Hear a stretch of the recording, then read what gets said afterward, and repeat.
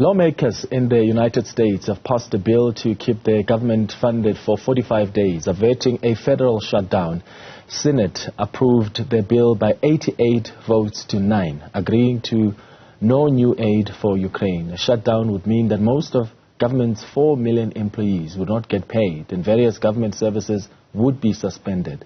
The Republicans' refusal to pass the bill pushed the United States to the brink of its fourth partial shutdown in a decade. Now, to help us understand the implications of this development, I'm joined by former U.S. diplomat and associate editor at the Daily Maverick, Brook Spector. Brooks, thank you for making time for us this morning. It looks like the U.S. government, as we indicate, was on this brink of a shutdown. How did this short-term funding bill signed by President Joe Biden avert that? Well, good morning. Good to be with you. I mean, basically what this bill now signed into law, passed by both houses of Congress, does is it continues government expenditures at the same rate as the previous fiscal year for 45 days, a month and a half. What that does, of course, is that gives Congress and the President a whole new chance to fight over it when the 45 days expires.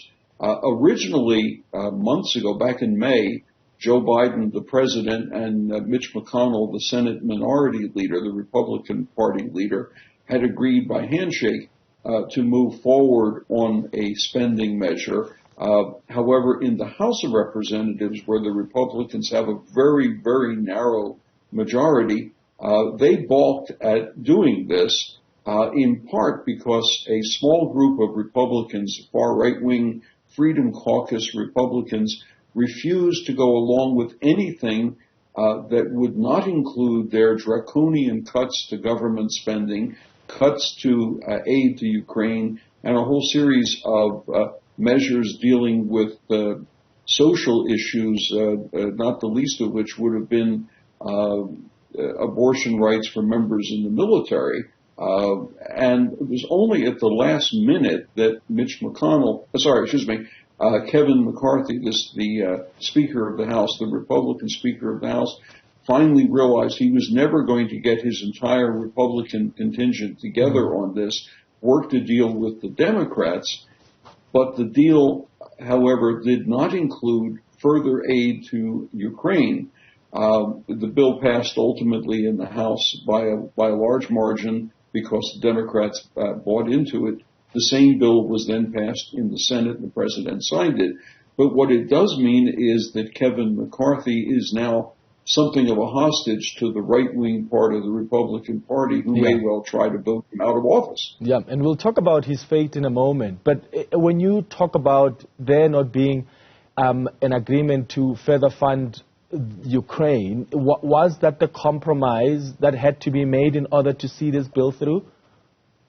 That was one of the key elements in the compromise for at least this 45-day period. As I said at the outset when we began, they're going to have to fight this thing all over again over the next couple of weeks and month and a half because funds for Ukrainian aid are very strongly backed by the President, by much of the Democratic Party, and at least a significant chunk of the Republican Party in the Senate and even in the House. They're going to have to find a way through this or around it or above it or below it to make further business possible, because otherwise they're going to have the same debate all over again in the middle of November. Oh, my goodness. How important is this bill, though, Brooks, not only in keeping government open through November, but also when it comes to things like natural disaster aid, and yes, the funding of Ukraine, that's out. But I imagine border security as well. How significant is it? Well, let's put two things out here. One, it's significant for maintaining all the functions of government, including border control, including disaster relief, which is an unplanned expenditure because you never know when there's going to be a national natural disaster. But the other part of this, of course, is that it sends a bit of a shiver through ratings agencies, which are already wondering whether the U.S. is as reliable a budget maker as it might have been. Two of the three big ones have already downgraded the U.S. by one small notch. And it should also, among allies and partners around the world, give people an opportunity to begin to worry about the competence even of the U.S. government to address its most fundamental task, which is pass budgets and run the government. And that really is something that the U.S. government has got to confront and come up with a way of solving this. You simply cannot have a government which almost every other year has the same kind of trench warfare over whether or not it's going to have a budget and whether or not the budget will be passed in a timely fashion and what in fact might even be included in it, and will it be hostage to a small group of people who want a particular social measure or budget change. That's not really the way to run a railroad, as we might have said. Let's talk about the fate of the House Speaker, Kevin McCarthy, now. It looks like his job could now be on the line. I mean, hardline conservatives were even threatening to oust him if he relied on Democratic votes to avert this shutdown. No, that's quite true, Clement. When he was elected Speaker of the House, if you remember back in the dim and distant days, just a little while ago, one of the compromises he had to agree to was that any one member of his caucus could call for a vote on whether or not he should continue. It used to be a higher threshold than that, but now it's down to one. And if a member or members of the so-called Freedom Caucus feel sufficiently aggrieved, they will call for a vote on him and his continuance in the job of Speaker of the House, and he might not win, especially if he has to rely on Democratic votes to keep him in office. And they obviously would extract more than just a pound of his flesh to get to that point as well, because the vote for the Speaker of the House is always a partisan affair. So Kevin McCarthy's fate and future really do dangle by this thread. Is this a picture of things to come? How we see how this was frustrated, this bill was frustrated in the House? Because you said, I mean, we may see a scenario where, the members there in the House are facing the same old frustration. Is this a thing of like just an indication of more things to come around the frustrations when it comes to these key governmental projects that need to be signed off in the House?